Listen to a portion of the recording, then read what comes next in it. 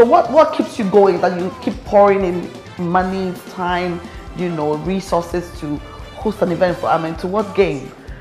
The third is that when I look back where God has picked me and how far He has brought me, when I had a vision, it started actually in the state, and the vision was just a name, TOWDAH. So I do TOWDAH in the state. Okay. And then even the outcome of TOWDAH was just a mystery.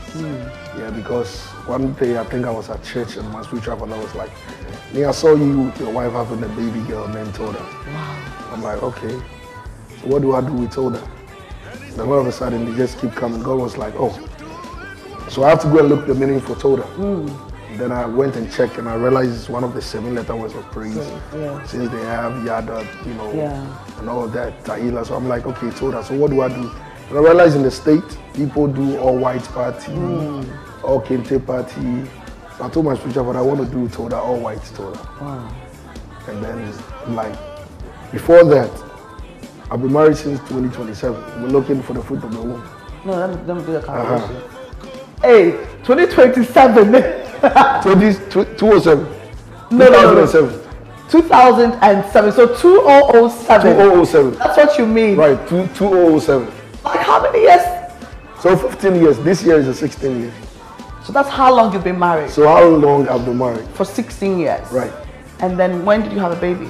Last year, my baby will be 1 year this coming February. This year, February.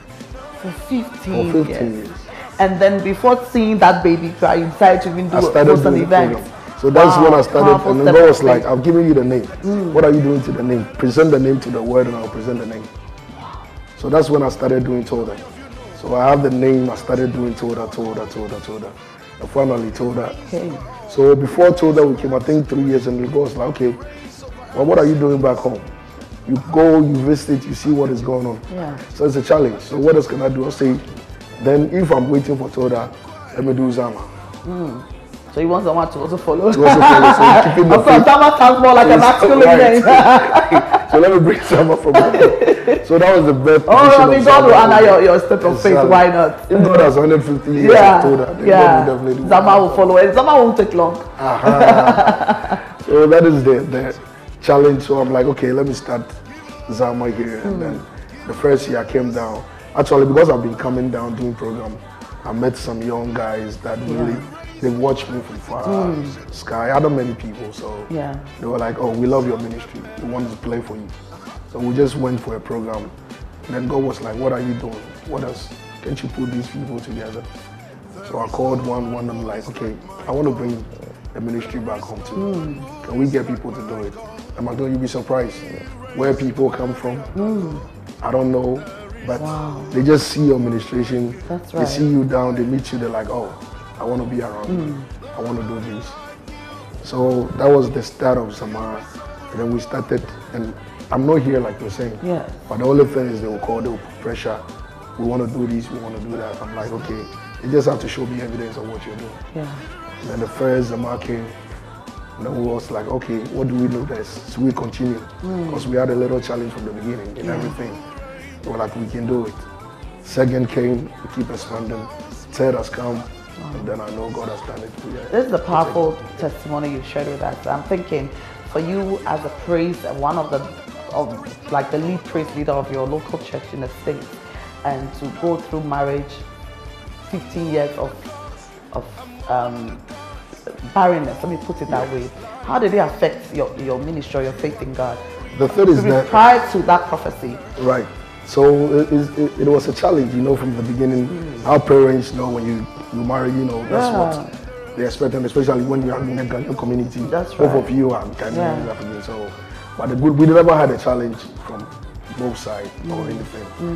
Women, we've tried everything, we've checked, and everything was all right. So we're like, okay, then what next? But God actually tested my faith. God boosted me more. Because I was having an encounter. Anytime I go to a program, I'll meet a man of God who just say, hey, we see babies around. And those things don't really take long. Receiving prophecies and then they do it manifesting. I remember I was here, Prophet Diallo took me to a church, we were praying, said, I see it. I'm like, oh. Prophet Anasan God saw me, say, Bishop James saw me, say, oh. And these are like mighty men. So one day, Reverend Dr. Stephen William came and said, oh, You know, it took me 14 years. So he gave me an example. It's like, no, God will do it. So all these things that I hear, actually the motivation was there. I keep praying.